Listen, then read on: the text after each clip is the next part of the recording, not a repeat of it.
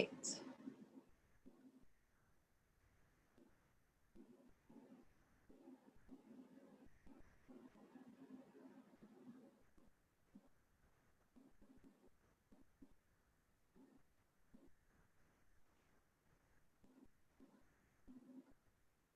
Okay, so it should, Yeah, it says live, so we should be streaming great. in the Facebook. Yeah, I see us. Awesome. So if anyone is out there and watching, maybe just give us a comment or a like, let us know that you can hear us. I am super excited for this event. We are live in our Empowered Moms Pregnancy and Postpartum group with Beka Blythe, an amazing certified professional midwife here in the Durango area, in the Four Corners area. And we are going to offer a talk today on postpartum emotional and mental health, which I know is often comes up in the group, and so many moms often struggle with this. So unfortunately, Kara is not here, but just to give you a little background on myself and Kara, I am Cindy Schmidt. I own Pathways Physical Therapy in Durango, Colorado. And Kara Cage is another physical therapist that works with me. And we specialize in pregnancy, postpartum health, pelvic floor physical therapy. And so our passion truly is in educating and empowering moms to have a healthy pregnancy, a healthy postpartum experience, and realize that there are a lot of things that they don't have to just put up with. There are treatments available and amazing practitioners out there like Beka to help them. So our goal today is to talk a little bit about postpartum mental and emotional health.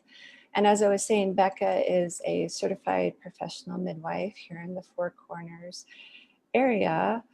And she has experience not only professionally, but personally. She has her own kiddos and just a lot of great experience. That Beka, I'll let you kind of go into your own background a little bit. Okay, great. Thanks for having me. I'm excited to be here. Yeah. So as you said, I'm a midwife in the Four Corners area. I'm actually native to this area, and I've been in practice as a midwife since 2014. In my practice, I primarily offer prenatal care, home birth services. I do lactation consulting and childbirth education class. And then I host a postpartum support group in Durango with a couple of my colleagues. I have 3 kids. I have a 20-year-old stepdaughter, a 10-year-old son, and a 3-year-old son. And they're great. I love my kiddos so much, but there's nothing like the refining process of becoming a mom and a parent. And I had 2 really difficult postpartum periods with both of my boys. My first son, my 10-year-old, he had really severe food allergies, and we went through a whole big journey trying to help navigate through that and get him feeling better. And then after the birth of my second son, who's now 3, I had moderate to severe postpartum anxiety and panic disorder. And as a practitioner, I was educated about these syndromes, but when the effects hit me on a personal level, I was just completely blown away by how intense they were and kind of the devastation to that time period in my life. And also was just shocked at the lack of resources that are available for women and their families going through something similar. So I was fortunate enough to get connected with a compassionate and appropriate healthcare team, and I survived and recovered, but not every woman is that fortunate. And so since then, since my own experience, it's still just kind of glaringly obvious to me that we need more resources and support in this area. And so therefore, in my own practice, I've expanded my care to include a lot more about mental and emotional health and well-being. And really, it's through my professional time as a midwife and what I went through personally that kind of this passion about postpartum emotional wellness was born. And so, like I said, I also host that postpartum group, and then I participate in discussions like this. So I'm happy to be here. Thank you. Yeah, well, thank you. It's truly generous to give of your time like this, and it's impressive to Mm, hear your passion around this, because I think it really is something that's underserved and that a lot of women need more yeah. support and can feel really alone Mm, also. yeah. Um, I just want to state, for if anyone is watching or can't watch, that this will be recorded so you can watch it later in the group. But I will be kind of going back and forth and monitoring the comments in the Facebook group. So if anyone has questions, please put them in the comments and I'll try and catch those as we go. And then this is just going to be a conversation between Becca and I. Becca, I will have you start with a little bit of overview, and then we'll jump into some questions that have been posted previously. Okay, perfect. Um, an overview. So postpartum brain health issues is actually a more kind of all-encompassing term instead of just saying postpartum depression, which is more commonly referred to in textbooks and even culturally. Like that's a generalized term that's been used for decades, but actually there are several different syndromes that women can suffer from. So postpartum brain health issues is a better term to use now, knowing what we know. They are the most common complication of childbirth, and but yet we, like I said, just really lack information and research and resources. The postpartum period is a really vulnerable and sensitive time for women and their families for a number of different reasons.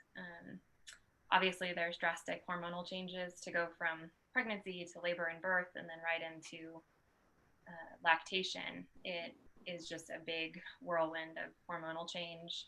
You have the physical healing from pregnancy and birth, sometimes a traumatic birth or a belly birth if a woman has had a C-section that they're recovering from. You have extreme sleep deprivation, which is actually like a documented form of torture. So it has a great impact on women in the postpartum period. And then you experience this overnight lifestyle change in an extreme way too. There's changes to relationships and to what your day-to-day routine looks like. You have changes to nutrition and exercise, and generally in the immediate postpartum period, a lot of women experience a sense of isolation. It's just pretty lonely when you have a new baby. Culturally, we do a really good job of anticipating the arrival of a little one, but not necessarily encompassing that mom and baby and family for a longer period of time after the birth. And a lot of women experience a little bit of a lost sense of self, of like, who am I now that I'm in charge of this little sweet baby? And then, of course, you have the adjustment going right into breastfeeding. That's big too. So it's an intense time for every new mom, and up to about 80% of moms experience some degree of emotional ups and downs. We commonly refer to that as the baby blues. And these moms will have waves of extreme emotions, sometimes sadness or anger or other things can come up. But in those circumstances, those emotions are interspersed with feelings of happiness and feeling pretty normal. And baby blues is not it's not an illness or a syndrome, and it usually goes away on its own with rest and support and just a normal adjustment period. But many women suffer a deeper level of mental and emotional pain after having a baby. And, beyond postpartum depression, some women experience anxiety and panic. Anxiety and panic is what I personally experienced. Some women experience postpartum OCD, where obsessive compulsive tendencies kind of come out. Often it's about germs or cleaning, but it can be anything, that can be a trigger. Caring for the baby, how the home is cared for, people that are coming in and out, that kind of thing can be really difficult to just cope with. And especially in cases where there's been a traumatic birth or trauma, along the same timeline as pregnancy and birth, some women can experience postpartum post-traumatic stress disorder as well.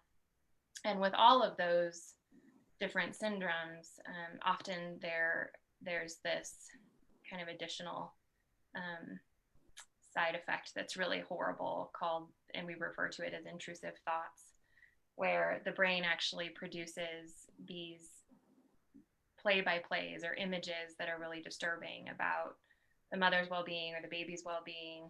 And there's a whole process that's actually happening in the brain that is adaptive and healthy and kind of puts mothers in this state of hypervigilance because they're, recovering physically and emotionally, and then they're also responsible for this baby. But when the brain kind of takes it too far, it can feel, just awful having these things present themselves in your mind all day long. And then there's the more rare case, fortunately it's rare because it's more severe, that's actually referred to as postpartum psychosis, where there's a more debilitating cognitive impairment where the brain is just not doing its job the way that it's supposed to. And women are plagued by that too. Mm-hmm. Because postpartum brain health issues are syndromes, so unlike an infection that can be more easily diagnosed and treated, they often go undetected and even misdiagnosed. And this can be really, really frustrating for the woman experiencing suffering and who might understandably want a diagnosis. And it can even just gain peace from knowing what's going on or having somebody near her understand what's going on. The differences between postpartum brain health issues and other mental health conditions like clinical depression are that I think it's noteworthy that postpartum brain health issues occur within this context of lifelong expectations and hopes about what it's going to be like to be a mother and to give birth. So, when women have kind of dreamed about something their whole lives and then get a different experience, it can often feel really disappointing and devastating to feel awful mentally and emotionally. They also occur at one of the most demanding times of the woman's life, as she has to provide around-the-clock care for this completely dependent little newborn, and there's not much opportunity for breaks and rest and self-care. And then, the other big difference is that the cultural myth that motherhood and having a new baby is just this period of unequivocal, bliss. Is really hard. And so it kind of sets women up to feel guilt and shame if they're having a different emotional experience as they're adjusting to a newborn. So all of those things complicate the situation further. And then there are other concerns around postpartum brain health issues too, like we lack appropriate and compassionate screening for women to try to, get these syndromes diagnosed and intercept them with treatment. Women hesitate to come forward with their suffering for fear of judgment or stigma, or even someone accusing them of being unfit to care for their baby. That's a real fear that women face when they're having difficulty understanding what they're facing in their brain. We also don't have enough practitioners with experience supporting women during the postpartum period, and we don't discuss postpartum brain health issues in the same way that we would another disorder that involves organ malfunction, because that's really what we're talking about. There's this misconception that the brain and the mind and the spirit and the essence of the person is all like the same thing, but really what we know is it's different. There's some separation there. The brain is an organ, and it can malfunction and struggle just in the same way that your heart would, or your thyroid, or your pancreas. And we really need to start talking about postpartum brain health issues in the same way we would diabetes and heart disease and a thyroid disorder. And the more we can kind of change that dialogue and address it as a health issue and remove the stigma, the better we're going to be able to serve women. And arguably the stakes are higher when it comes to mental health issues than some other disorders that people face in their general health and well-being. So this is a big issue, but I think there's a lot of reason for hope. There's public awareness is increasing, obviously, and more research is being done. But more importantly, when women can get connected to the right provider and intercept that disorder with appropriate treatment and resources, they can recover and feel better. And postpartum brain health issues don't have to be a lifelong sentence. And the sooner we can, like I said, intercept it with treatment, the sooner that woman can get back to enjoying her life and her baby that she's longed for and been looking forward to. Right. Yeah. Wow, you said a lot there. So many good things. I know giving an overview. I could talk about this for a long time, but I tried to keep it in a nutshell. Well, I think that's fabulous. And I think, like so many taboo topics, it's just getting the conversation started too. Yeah. And allowing women to know that they're not alone in this and they're not crazy. You know, they're these thoughts that may seem so scary are not, you know, reality, or they're just thoughts. Yeah. But my background too is mindfulness. So as you talk about this, it really makes me think about that realm as well. You know, these are chemical changes happening in the brain. Yeah. Creating a chemical reaction that's creating certain thoughts that we can take as reality, even though they're not. And it's a scary place to be, whether it's within postpartum depression or any of these syndromes or any mental health aspects. And I think creating a web of support for these women is what's really important. And, you know, saying that it's 80% of women are affected, I wonder if it's even more than that. Like, I can't imagine that just going through that shift and bringing on that responsibility, there's got to be some major change going on for every person involved. I know I've never had kids, but I was pregnant and I had a miscarriage at 3 months. And even during that period, I had so much self-doubt and anxiety and worry come up even before I had the baby. I can't imagine afterwards. So it's a huge topic, and I'm just so grateful that you're willing to talk about it and support women. And I think, you know, I have all these questions and I've already gotten sidetracked because, you know, screening was one thing that you mentioned that I don't know how often or how well that's happening. And it even made me think, in our own practice, in our physical therapy practice, we could probably be doing a better job. So that might be something you and I have a conversation about it another time, is like, how do we best do that in our clinic? Because I'm wondering if that's happening in all the places it needs to be too. Yeah. And that, you know, that's a tough question. That's a little side project of mine, is getting feedback from my clients, and then specifically from women who have struggled with a postpartum brain health issue, of how do we do this better? Mm-hmm. Because right now there's a screen called the Edinburgh, which is commonly used in OB practices and nurse midwife practices, and it's what, you know, has been kind of the gold standard for screening. But really, it's a piece of paper that asks very generalized questions about, you know, how often do you laugh? How often do you cry? Do you ever feel like harming yourself? You know, it's very impersonal, and it's a checklist that is very, very easy to detach from. So I do think that appropriate screening needs to occur within the context of a relationship where there's at least some trust and familiarity for women to feel safe. They're not just gonna, you know, having experienced postpartum anxiety and postpartum panic disorder and intrusive thoughts myself, you don't just tell those symptoms to anybody when you're experiencing them. Right. So I do think screening is really tricky.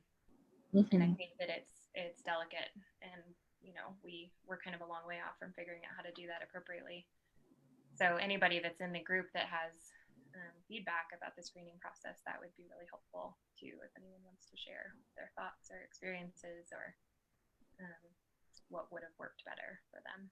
That would be great. And you had such a great point too around, there's so much focus on preparing for the birth and preparing for that time and on the baby But once the birth happens, it seems that everything just kind of falls away. Yeah. And that's a big push that we really try to address in our practice too, is what we call that fourth trimester of, okay, now the mom's at home and she's kind of forgotten about sometimes, but that's when she needs the most care and the most support. And how do we provide that? Could really tie into that screening piece too, I think. Mm-hmm.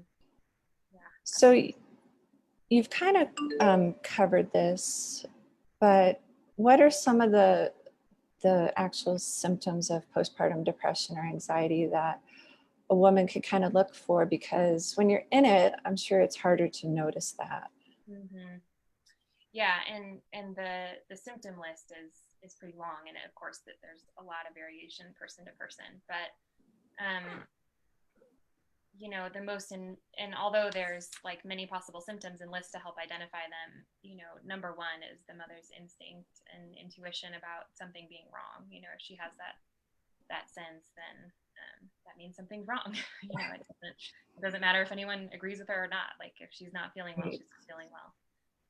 But symptoms can include, you know, just feeling down or sad, lots of tears, trouble concentrating, a disinterest in things that have been previously life-giving or fulfilling to her, changes in sleep patterns, either, you know, an excessive need for sleep, which can be difficult with a baby, or an inability to sleep. Libido changes, you know, a lot of women have no sexual desire if they're struggling with mental and emotional health. Feelings of failure, appetite changes, decrease in joy and laughter, you know, and then the more severe cases of hallucination or disturbing thoughts, or even feeling like not being alive would be better than continuing to feel that miserable. Mm-hmm. And then a lot of women experience physical symptoms along with what they're processing emotionally, like constriction in their airway or throat, or swelling in their tongue, or racing heart, numbness and tingling in their extremities, sometimes nausea, or change in bowel movement patterns that just come with anxiety. You know, often women will experience change in gastrointestinal function. Some women experience dizziness, or like this sense that things are fuzzy or not real, an inability to focus.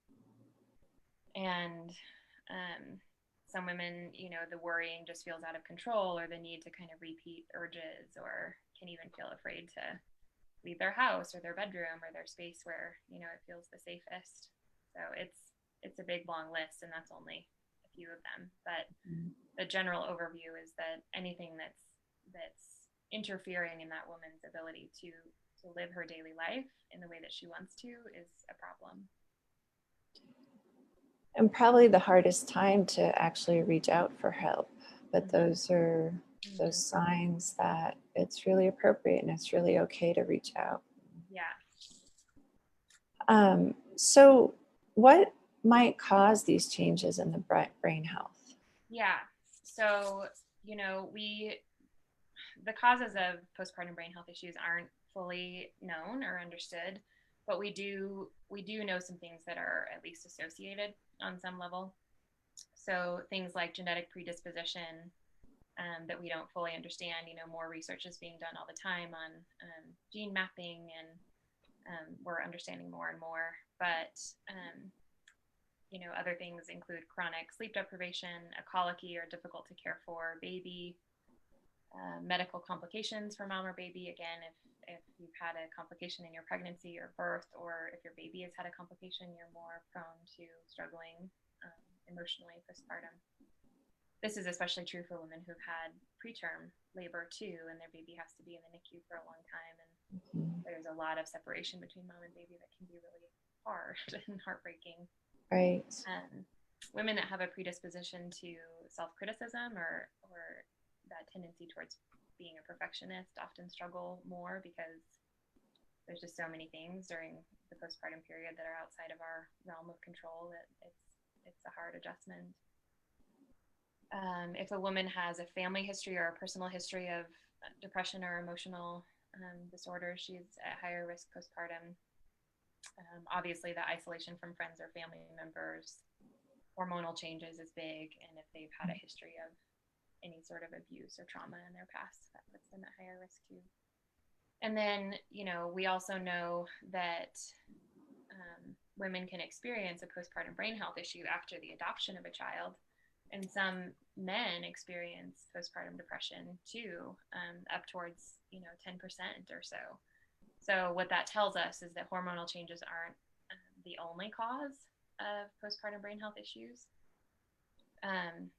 However, those changes are extreme, and the placenta is primarily responsible for the production of increased estrogen and progesterone during pregnancy.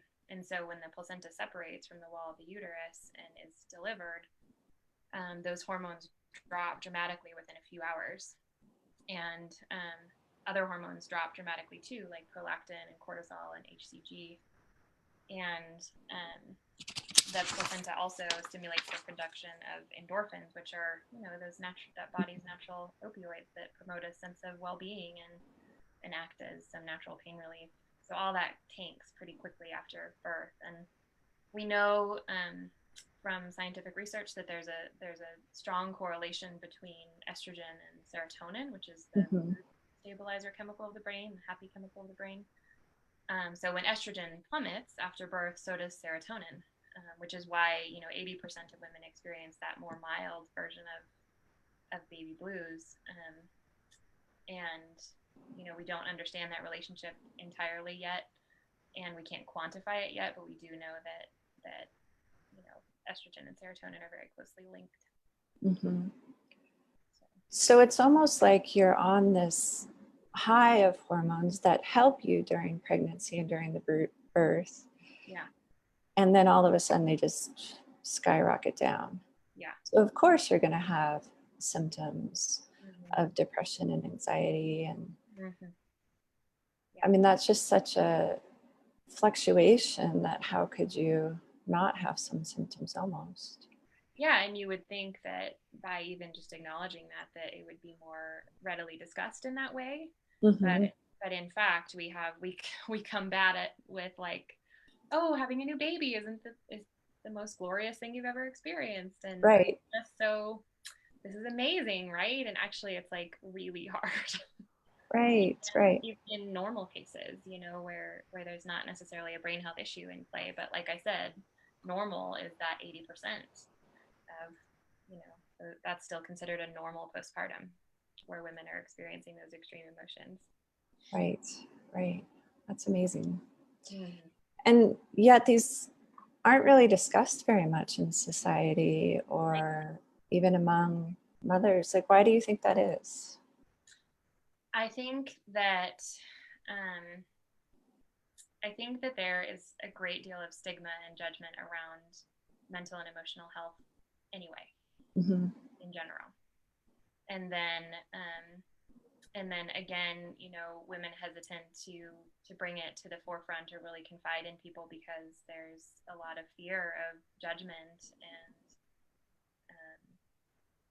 and ridicule or that accusation of them not being fit to care for their baby. What kind of mother am I if I'm having intrusive thoughts, and who do I even talk to about that? Who can I trust with that? And some women unfortunately don't even feel safe to discuss it with their spouse, let alone another mom or a practitioner that they might not know very well.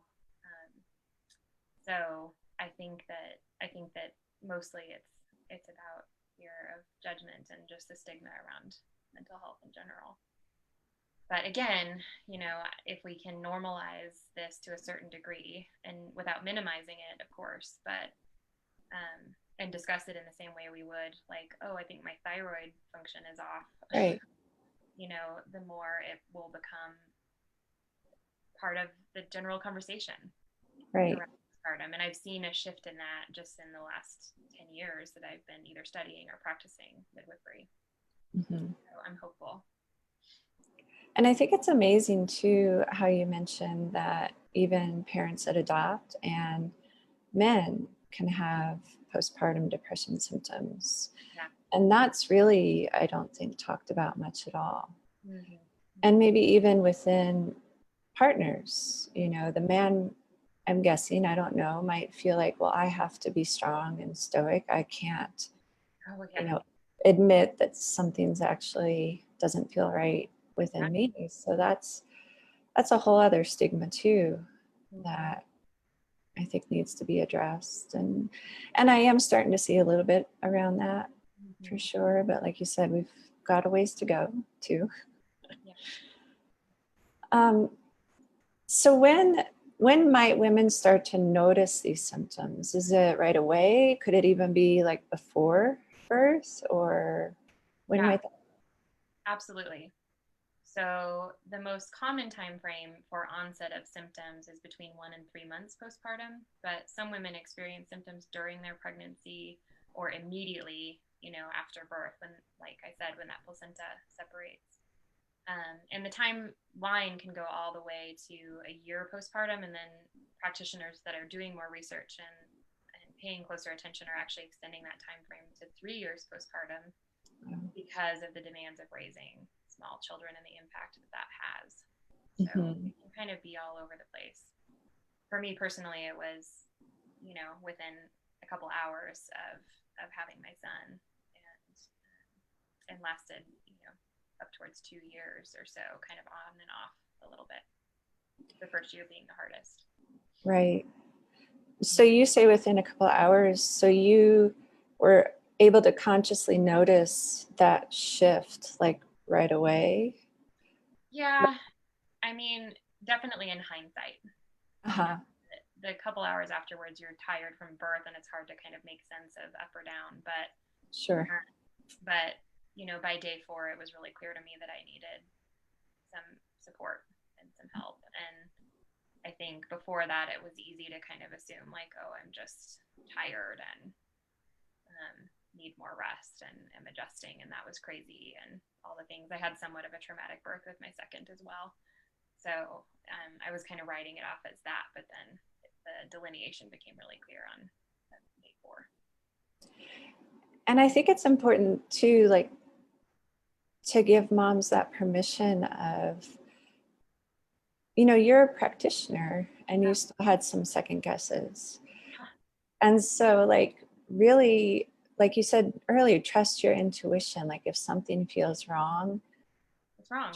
yeah, trust that, reach out for help. Like Yeah. don't deny yourself that support. I think we try and be so stoic, and our society puts these pressures on us, like you said, to have this. So momhood is just always rainbows and wonderful, and Yeah.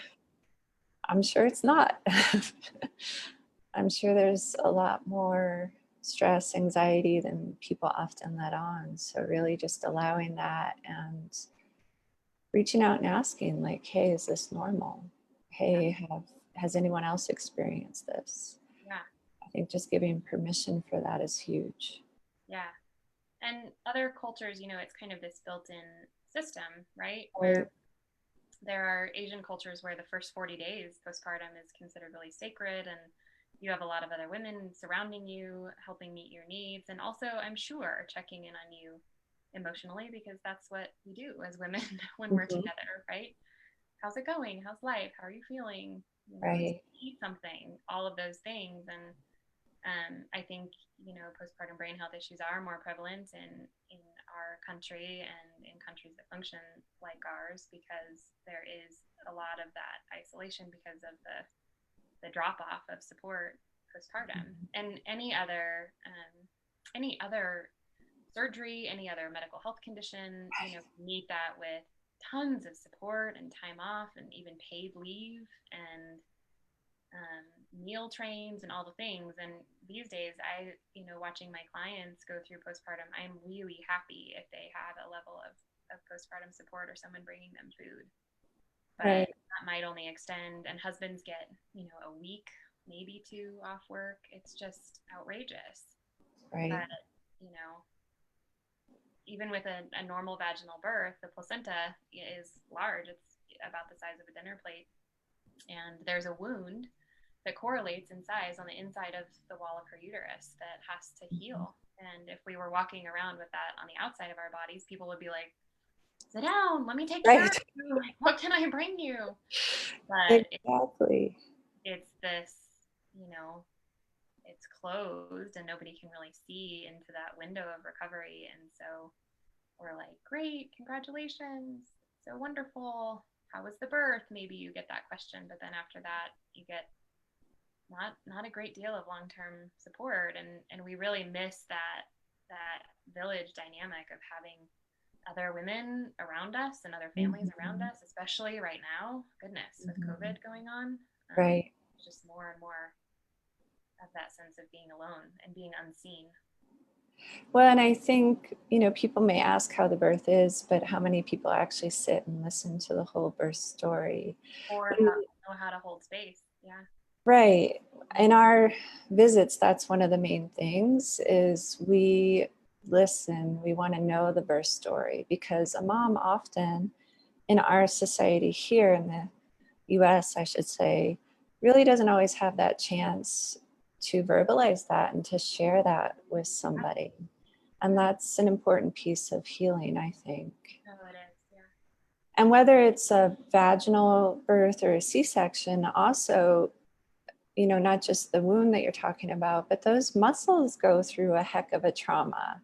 Oh, yeah. And if you injured your knee, you would get rehab for it. But we don't get any rehab post-birth. It just kind of blows my mind. So that's another piece that we're trying to shift. And if we can be that service for women postpartum, maybe we could help in that screening piece too for depression and anxiety. Mm-hmm. Yeah, absolutely. And you were going to say something else, sorry. I think you like stepped right into it, so it's Oh. fine. Finish my thought. Yeah. So there's, obviously a lot to it. I'm kind of looking back and forth here to make sure we don't have any questions in the group, and people can always post questions afterwards too. We'll make sure and check back on that. But what can be done to treat any of these syndromes or any of these things that come up? Are there things that women can do during their pregnancy to help set themselves up for a healthier postpartum, both mentally, emotionally, physically? Yes. Setting yourself up in pregnancy, the prenatal period, is a little bit tricky because there are things that you can do, but also I don't want women to attach to like, oh, I didn't do enough or prepare enough, because there are so many elements that are still outside of our ability to control when it comes to brain health issues. You can do all that you can and still might need a greater intervention to get to feeling better. But things that you can do are, it makes a big difference if you're working with a provider that you trust and that is supportive of what you're looking for in your birth and empowers you during that process. It is, birth is a rite of passage, regardless of where it happens, how it happens, whether it's a vaginal birth or a belly birth. Who's with you? It's a big deal. It's something that we only experience as women, maybe once or a few times in our life, and it needs to be cherished and viewed as sacred. And so that's a big piece of the process, is just protecting that space for one. Awareness, education about what we know from research is that actually having a childbirth class has the ability to impact outcomes in a positive way, just by having that education and understanding the physiological process of birth. And it's the same when it comes to postpartum brain health issues. Is the more we are aware and the more we are educated, the more we can kind of keep an eye out and know when we might need to reach out for help and support.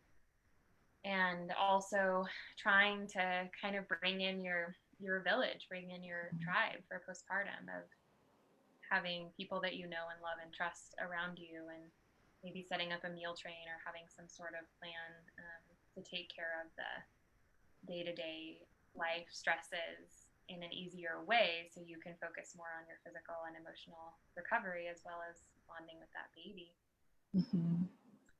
And then as far as a woman that is suffering with a brain brain health issue postpartum, it can be interventions to intersect those syndromes can be anywhere from holistic modalities of care like acupuncture or herbs or homeopathy.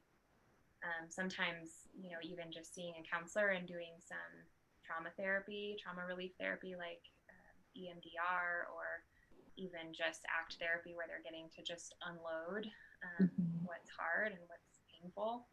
That can be a huge relief and a huge intervention and have a really great impact. And then, medication definitely plays a part too, and can be a game changer.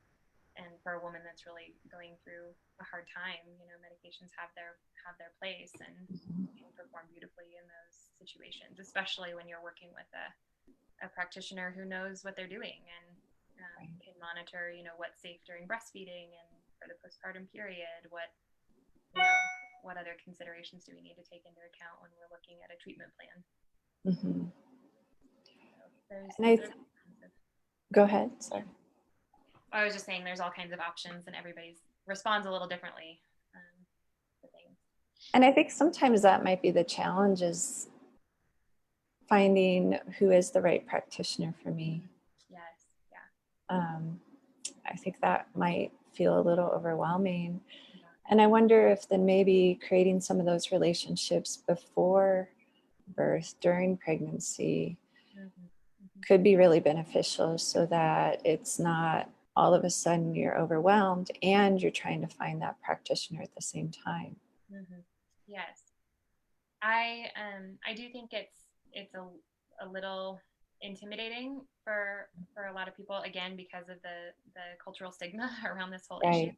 Yeah. It would be pretty intimidating to be like, okay, well, I'm going to have that psychiatrist's phone number like in my contact list or whatever. But I do in my practice provide clients with a resource list of local counselors and practitioners and acupuncturists and physical therapists and obstetricians and psychiatrists that I know and trust.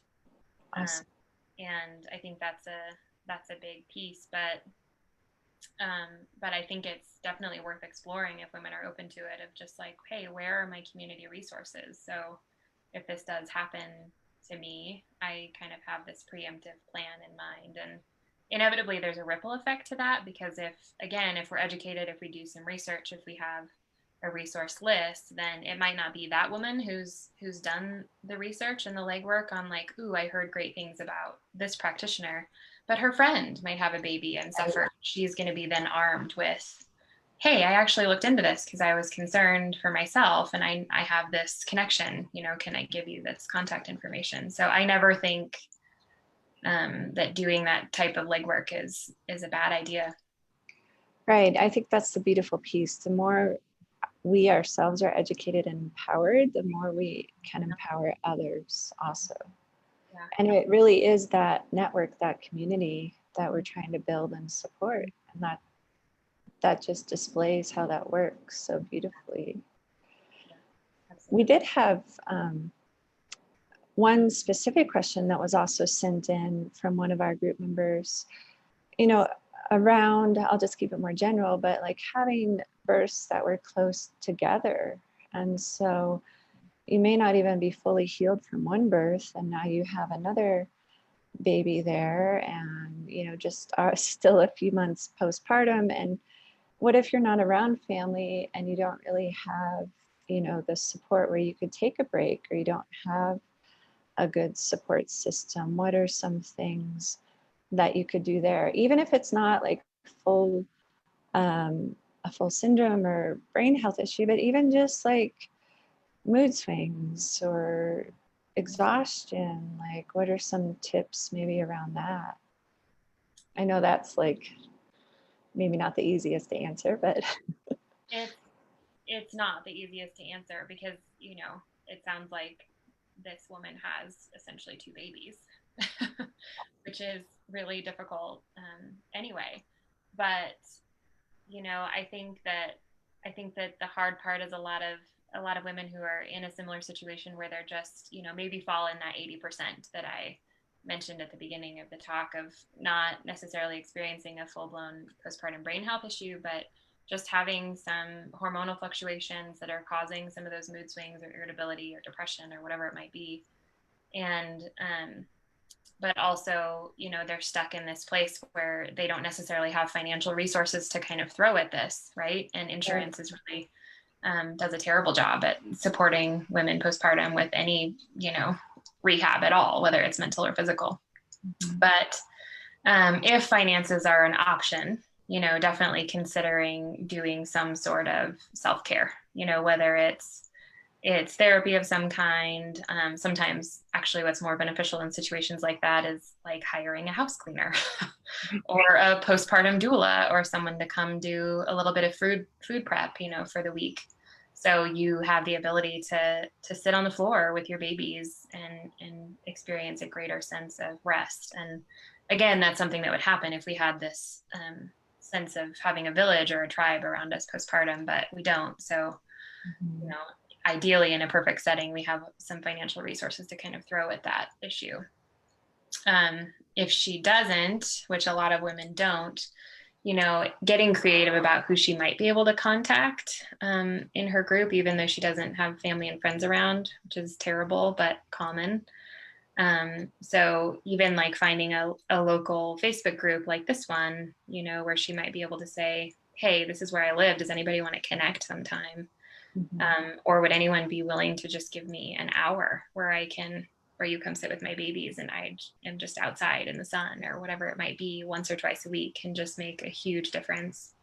Because a lot of mothers that are caring for one baby or two small babies are doing so from kind of an empty gas tank, right? We haven't had the opportunity to really fill ourselves up. And yet every day, all day long, there's this sense of just pouring out into other people. Little people. And so whatever we can do to kind of replenish our own stores is going to have a happy after effect on everybody around us. So it's important, and it's hard to keep that self-care as a top priority when you're a busy new mom, but anything like that. And there's also, you know, supplements that I recommend for the postpartum period. If you're lactating at all, staying on a prenatal vitamin, preferably a whole food based one, taking a fish oil supplement, an omega supplement of some kind is really good for supporting brain health and a number of other things. And then I think postpartum moms can all benefit from a good whole food B complex for energy and for stress management. All of those things are great. And then, you know, it might be difficult, but being able to protect your sleep process in whatever way possible, having, you know, self-care and food and sleep being really, really high on the priority list can make a big difference. And then just knowing that and kind of carrying with you that this isn't how you're going to feel forever. You're going to transition through this is a big stress reliever too. So just kind of holding on to that. And it doesn't, again, you know, the fact that you're experiencing this, it doesn't say anything about who you are in essence and who you are in your soul and your spirit. It's just this function of the brain that actually is adaptive and doing its job, but maybe taking it a little too far or and causing some discomfort in that way. Mm-hmm. I think that's a huge piece, realizing, you know, as humans, we have this negative bias. We focus on that negative, and it was meant to keep us out of harm's way, to protect us. But at times like this, sometimes it can go into overdrive and get out of control. And like you said, it's not us. Realizing it's just thoughts, it's temporary, and it's hard to see that when you're in the thick of things sometimes. But I think that's all great advice. Thank you. Mm-hmm. And I want to honor your time too. I know we need to wrap up around 11, but I don't see any questions coming through in the group. But I do want to give you a little bit of time to maybe talk about resources that are out there that moms can reach out to possibly. Yeah. So Postpartum Support International is a great organization, and they themselves have a lot of resources available on their website, but they also have links to local practitioners and contacts. So I'm actually one of the local Postpartum Support International contacts here in this area. There are hotlines available for women that are just really having a hard time and need to speak to someone, ASAP. And in addition to that, they can connect you with local counselors and physicians that might be able to help. And then, so that's my first go-to, is recommending that people kind of check that out.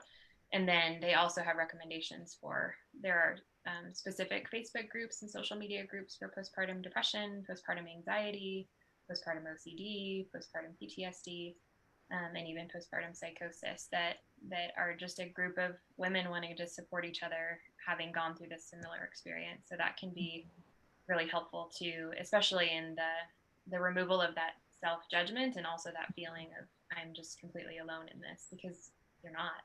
Right. A lot of women are experiencing these syndromes. So that's huge. And then looking for support groups, I'm, like I said, hosting this local support group in Durango, and there needs to be more of those.